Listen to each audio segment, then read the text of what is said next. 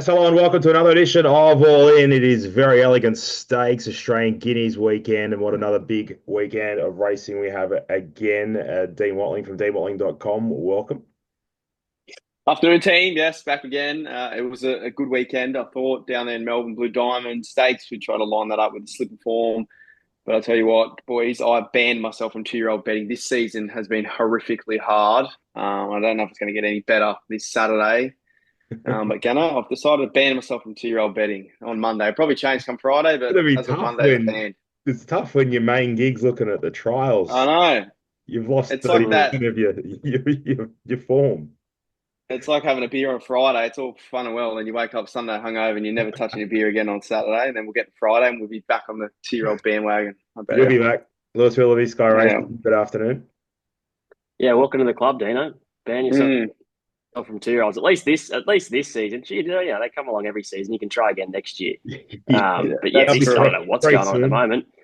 moment. Yeah, old Shaggy might be favourite by the time the race rolls around. Which fair, what a story that would be, non-metro trainer, lobbing up with a really smart two-year-old, probably getting offers from city class people to get it as well. Who knows? I'm just making that up, but I'd assume some people would be putting feelers out and whatever. But another good weekend nonetheless. 3 Group 1s are in Melbourne, and the Group 1s start in Sydney this week, which is always exciting. What do you guys make of Caulfield? Did we overplay the win factor? There looks like there's a few horses that won there on Saturday that just found the sweet spot. I'd say bar Jimmy Star and Mr. Brightside, who both probably had a lot of work to do. Every horse that sort of won, I haven't done a full review, but from just to the eye, looked to just be in the right place at the right time, albeit talented as well, Lou. Yeah, I am with you. I haven't done a full review of it, so I don't want to comment too hard. I saw there was a couple of unlucky runs, especially in the Oakley Plate. A couple back to the inside, Head Wall, I Am Me, Prairie Flower for Will Clark, and they were a couple of real unlucky runs. And Jimmy Star maybe just found that sweet spot and did what Jimmy can do. Oh, But who's otherwise, dominant? I don't know, Dino. If you had a better look at it. I think the tempo was the key. I think the races where you saw there wasn't much tempo. There's horses on the inside. I think the Diamond's probably the best example. I think there was horses, barriers 2, 3, and 4. I think there was even a horse that was massive odds. The name escapes me. That sort of sat on speed there. They didn't really go quick at all. You can make ground up the fence, but I'm sort of touching on the wind, etc.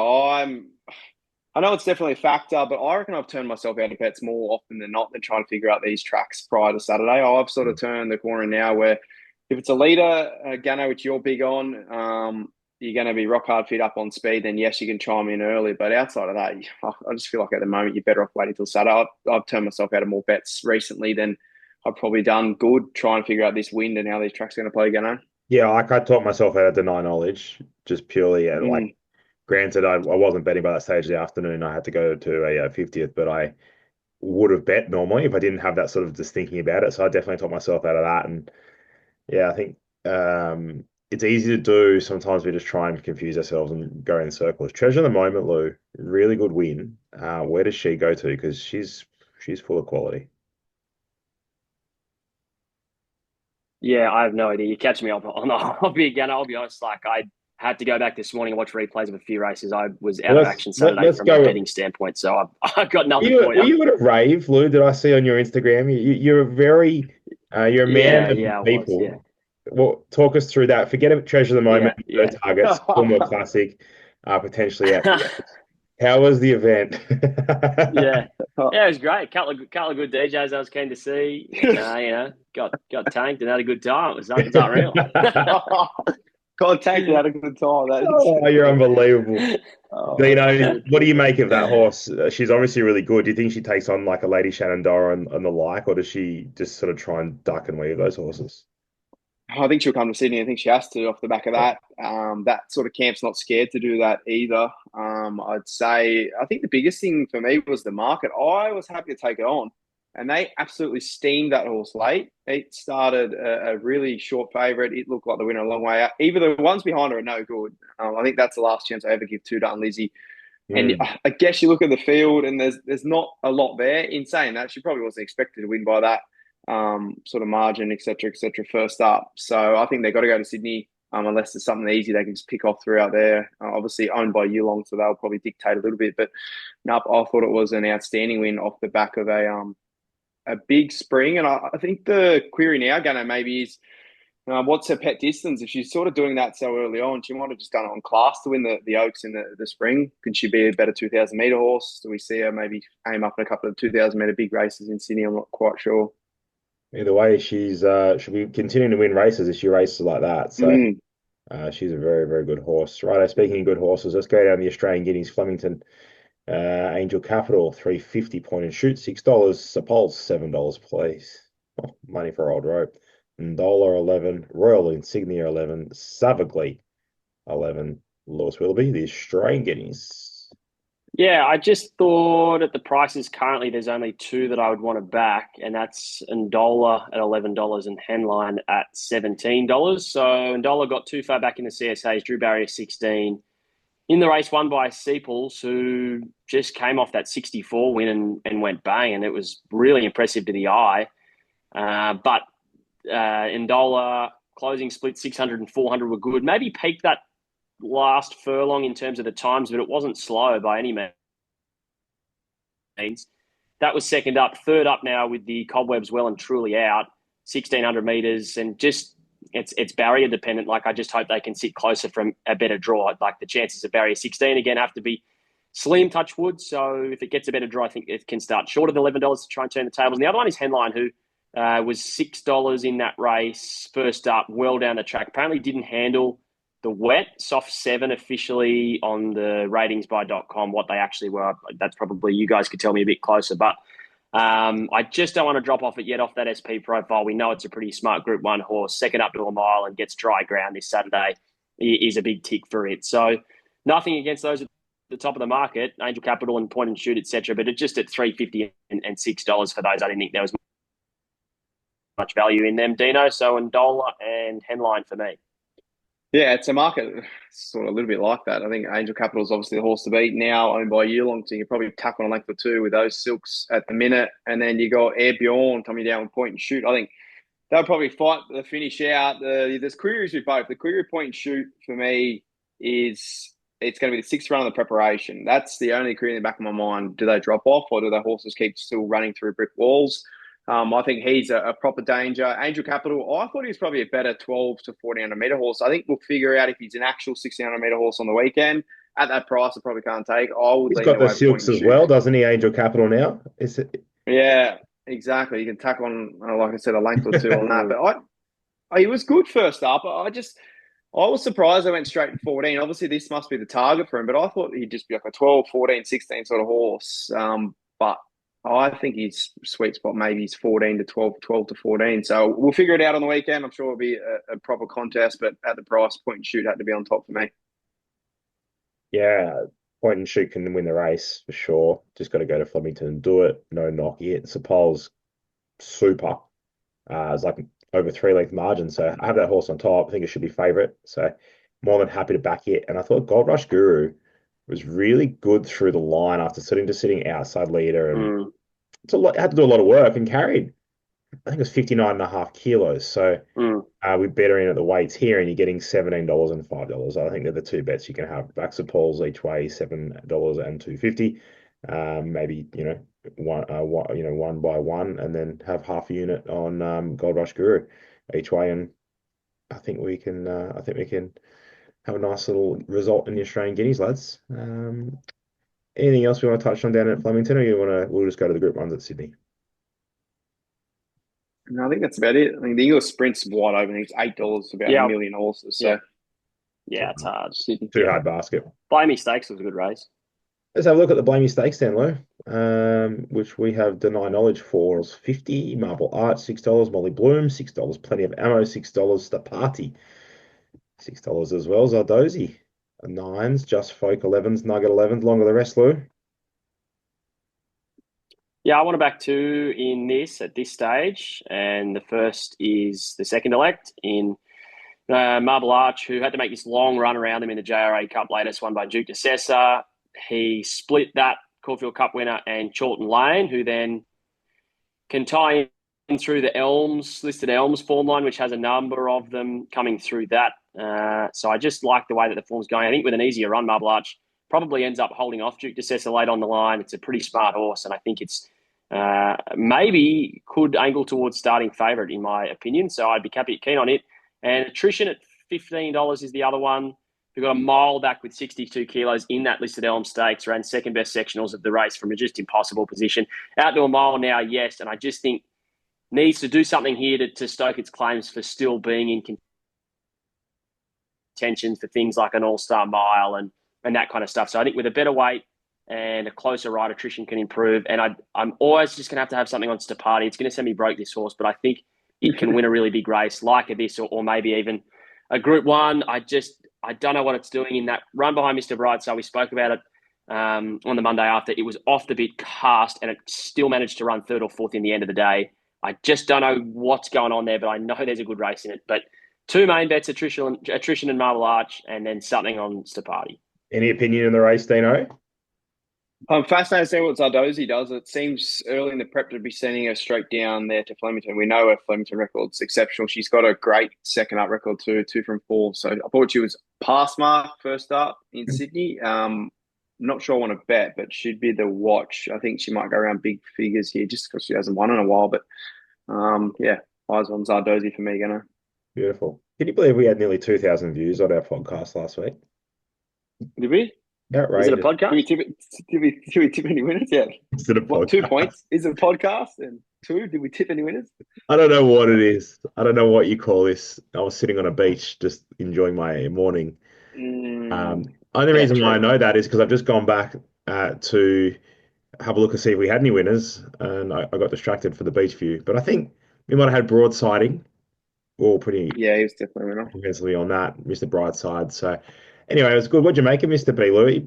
Champion, right? He's got to be up there at champion now. Yep. So probably not that heaps dominating win that we maybe hoped to see or could have seen. Maybe that's a byproduct of how well he went first up, that he was never going to improve. The average of whatever he improves into second up, which I heard was like 6 lengths or something normally first up to second up. He probably went 6 lengths better anyway, fresh. So there wasn't much improvement to come. My question would be where to now, because horses like Tom Kitten, etc., I wouldn't mind to see them maybe turning the tables. I think Tom was unlucky, ridden a little quiet, Mr. B up on speed, probably just proved the difference. So great win, champion, absolutely, another Group 1. But yeah, wow, next start, I'd just be keen to see what kind of prices they throw up for a few and see if one of them maybe could turn the tables, given it wasn't, he was holding on late, it was gritty. Oh, yeah. To come out there and win late. I was holding on. How about the tote price? Yeah, I saw that $1.45, was it? Deary me. Anyway, we want Louis to stay in a job, so we're not going to talk about anything like that. No comment. The tab, Verry Elleegant Stakes, of course. VS16, $2.30, Charles Wolf 350, Fangirl 350, and then the market just goes at double figures. Lindemann $11, a Tissue, Light Infantryman, plus the Carousel, who's also nominated for another race, and we could go on and on, Dino. But that basically looks like a race in 3. We are at Randwick. Rail back in a true position, would it be? Give me 2 seconds. I'll bring that up. You're right. Speaking of which, it's interesting, Louis, while Dino's bringing that up, that we're back at Rosehill, rail out 7 after racing there on Saturday with the Autumn Carnival. I know we did it a year. It blows my mind. It blows my mind. Isn't it? What are we doing? We have great, like you got Canterbury, you got Warwick Farm, Gosford just opened, Newcastle's a beautiful joint, and Kemble the race as well. Anyway, Dino, my man, what are we on? Ross the rail. Rail true. So it should be as fair as possible. Interesting, we've gone, I think is that back-to-back? I think it is back-to-back true meetings, potentially. Yeah. No, it was true for true. Okay. Good. It's been playing fair. Yeah, it's been outstanding. I think it's a race in 2, boys. I can't see Fangirl. I know she was dynamic first up. I think up to 1,600 metres now.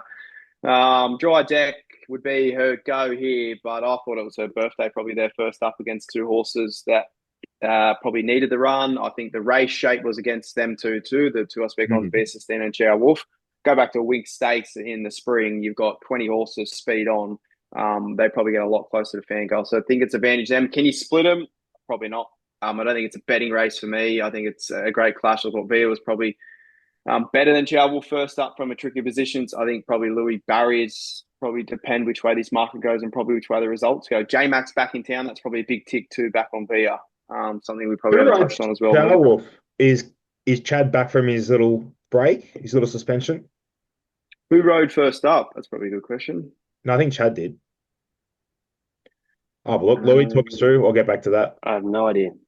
You're right, mate. Talk us through the. Yeah, I'm actually going to go against Dino here. I'm going to stick with Fangirl again. I can't see any reason she won't win again, even up to 1,600 meters. I thought, yeah, okay, had the right run in the Apollo, but gee, was so soft on the line and just has that sharp turn of foot against a Wolf and a Via Sistina. Last prep, second up, won the 7 stakes really impressively. Go back to this time last year, jumped $1.30 in this race and missed a bees, you know what, to think it over in an excellent run. I still think, and Dino's right, it is barrier dependent, but I still think she holds the advantage over them at 1,600 metres as well. I see absolutely no reason to go off. She's clearly going really well. That last 100, like proper throttle down against those two who are making ground. If they kept up to her, or if they kept the work on her, Fangirl, through the line, margin, I'd say, is still a little bit longer. So I see really no reason to jump off to 1,600 metres. This is probably the turning point. So if she wins this and then they go to 18 or 2,000 next, I'm off and onto them. But just is still at 1,600 metres with the way that some of these races are being run at the moment, I really am no reason to jump off her at all. Just to confirm, Chad will be riding. Chad he must have only had maybe 5 or 6 days off, and he did ride the horse the race prior. So I don't know what you do with it, to be honest. There's no meat on the bone to steal a term from my man Dino. Like, I just don't know what you bet in this race. I think you boys are all over it with maps, spot on barrier draws. It'd be very, very interesting to see. I just hope, my one hope for this race is not a field of 5. Like, I just hope that, I hope they get, nominations have been extended. I just hope they get 8 to 10 runners, because if it's a field of 5, it'll just be a snore fest. It'll be a sit and sprint, and whoever pushed the button first wins. So anyway, we'll see what happens, but that is the Tab Verry Elleegant stakes. Let's go to what are we going to go next? We'll go to Surround. Sound like a plan? All right, Lady Shenandoah, $1.70. Wow. Autumn Glow was pretty good this morning. Trial, $5. Lady of Camelot, well, you can have her now, $7. You may as well roll that out to just Tim Ryan, not roll it out to 11s at least. Big fan of the show too, Tim. No doubt. Alenia, $11. Snow in May, $11. Clean Energy, Lilac, Manal, Sintala, $15. Dino. Yeah, it's another race that's probably no meat on the bone. We saw what Lady Shenandoah did first up. I think you chimed in there. It's very, very hard to chime in here. Second up, harder race, I'd suggest, and you're asked to take $1.70. Interesting is Zach Lloyd suspended, so he jumps off. What do they do here with J-Mac? Who rides who? Lady Shenandoah. Obviously, they're going to make the call what they do with Autumn Glow this week. Wallace suggested last week on the podcast or their video with Charlie that depending on how she comes through the trial this morning, would be how they decide to go on Saturday. So that's fascinating, which way the market will land. $1.70 Shenandoah, if McAvoy turns up on that and J-Mac turns up on Autumn Glow, you'd suggest that would go close to going back to nearly even. So there's no bets there for me. Alania, she ran on the weekend, so I doubt she backs up in this. She was awesome.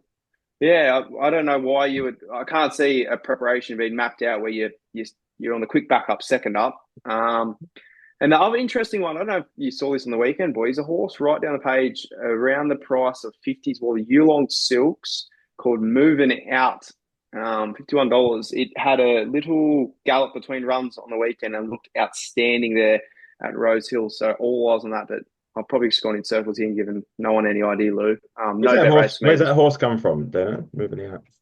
It must be overseas because I've never heard of it before. Where's the New Zealand? New Zealand. Ran third in 1,000 guineas over a mile. Well, I had to have something of note because you don't have them jumping out between races on a Saturday if they're not an okay horse. So she looks a little bit more like a stayer than probably 1,400 metres. So, but yeah, it's a sit and watch for me this race, Lou. Yeah, I can't add much more, Dean. I don't want to dive into $1.70. I wonder, Yeah, no, I can't have much more. I was going to say Autumn Glow. And how to start this prep? Are they a bit closer? Trialing the Tuesday race on Saturday. Who knows? You're right about Aliana. Doubt it runs. Lady Camelot, no. Yeah, leave me out. Good watch though. It's going to be a good little reference to see how they all go further on into the prep. But nothing there to bet wise. God, about to die here. Apologies, lads. That said, I'm in all sorts. Imagine that. How'd you go? Cast. Oh, yeah, don't go on. Oh, well, might get the views up. Oh. Autumn Glow, they'll be coming to watch me. They'll be cheering. Autumn Glow, $5. If she rides here, it's a bet. You just got to find out. You do your research. How early do they do their podcast, Dino? They do it on a Tuesday, so it's always tricky. They do it pre-barriers and they do it pre sort of that setup. So they can say There's your that's go, isn't it? well, yes, but no. Say she draws they can say on Tuesday, yes, she's going to this race, and then she draws 15 or 15, and then they come Saturday, and then it's out. So I haven't been wallered this autumn yet, so I'm planning on not being just yet. Yeah, so I think I'm 1 from 1 with wallet. I'm not keen of being wallet either, so I'm just going to stay out. But I think she's the best of the two. I don't think that's a fair gap between them. But obviously, you've got to tell. This is all in betting. Louis, give us your best all in play or plays of the week. Yeah, I just wanted to mention one in the Skyline. I know we're banning 2-year-old betting, but I thought algorithmic. What price is algorithmic? $11 and 3s. $11. I don't think that's about an each way bet. It was unlucky on debut behind Bella Zane and Bivock in the Lonhro. That's been a good form reference since it got well back and then had to try and make ground to the inside. And I think it did so really well. Second up, 1200. Yes, the stable won the Blue Diamond on the weekend in the same colours, so clearly got them going okay. I thought it's not a bad bet. In the Skyline, in terms of best all-in for the week. Louis, you're right there, mate. Yeah, he's got. Yeah, I don't know. I'm just kind of specking them cast, mate. I'm doing it on my phone again for a second week running. We're all cast. I'll just put it in the comments, boys. I don't know. Marble Arch maybe or Fangirl. Beautiful. We missed most of everything you said there, but Louis will put his remaining plays on the in the comments. He'll also put his best bet in the comments and his Medicare number, his BSB, anything else you might need. CVV, whatever it's called. Yeah. Dino, give us your best all in play if you've got one outside of these. Otherwise, just give us your best one. Yeah, best all in play. Guy Walter Stakes race we didn't touch on. Amelia's Jewel will be turning up and winning that around $2.80. I doubt she'll be getting beat. And the other one, Louis gone to the bar in the 2-year-old race. I'm going to buy myself a beer as well and get back on the bandwagon. The one I want to find in the 2-year-old race for the fillies, Sweet Embrace, Sitzel's miss. Sitzel miss. 25 minutes ago, you said you were never doing it. Yeah, but Louis get through one episode. Yeah, but I've seen Louis get a beer poured. He's back in the 2-year-old ranks, so I've had to join him. But he wasn't miss. Yeah, I know that's true. Sweet Embrace. I think Sitzel miss $6. That's too big. Bella Zane's hard to beat, but Sitzel miss. I think she goes super. And J-Max booked. The Mac. All right. Best all in play. Just go Sapol's. $7. Best all in play. Australian Guineas. What are we going to go do? Anything midweek, lads, or you just want to wrap it up and chuck that in the comments? I'll go midweek if we want. Go on, Dino. Race 1, number 7, Rosehill on Wednesday. President. It's trolling up like a rocket. J-Max back in town, gate 4. It will be winning that race, Lou. You got the same as me? No, am I still lagging? I don't know. I'm lagging in my mind trying to find one, so just leave me out. I'll put it in the comments again. Leave me out. Louis going as well as the Trent Robinson from Sydney Roosters at the moment, who got absolutely flogged by a B-grade Newcastle Knights by 48 points. I assume I sounded like I did when I was at the Rave on Saturday. That's how I probably would have been talking at that point. Surprised you got words out. I thought you'd been in the mute, mate. Very interesting card at Rosehill. Rails at 7 metres. I can't steer you in anything because I've got no idea how the track's going to play. You shoom up and in, but then who knows? I'll chuck something in the comments as well. That's all in. We'll be back. If you want to get involved in the multi, it's as simple as what race we're going to go to, Dino. Give us a race. Give us a winner. What race? The race will be Sweet Embrace. You want them to tip in the sweet embrace. I love it. Yep. Tip They can have in the the pain as I've been. It's been painful for me, so they can join in the fun. Everyone else can just join in the pain. Belazane 350, Memo 450, Within the Law 450, Snitzel miss $6. Longer the rest. Tip us the winner of the Sweet Embrace. Give us the reasons why, and you go in the duck race. Big thanks to you, Lewis Willoughby, for your lagging. Amazing. Your content's as good as ever. We'll catch you on the morning line. Dean Watling from Sign language. .com. Bye for now. Oh, God.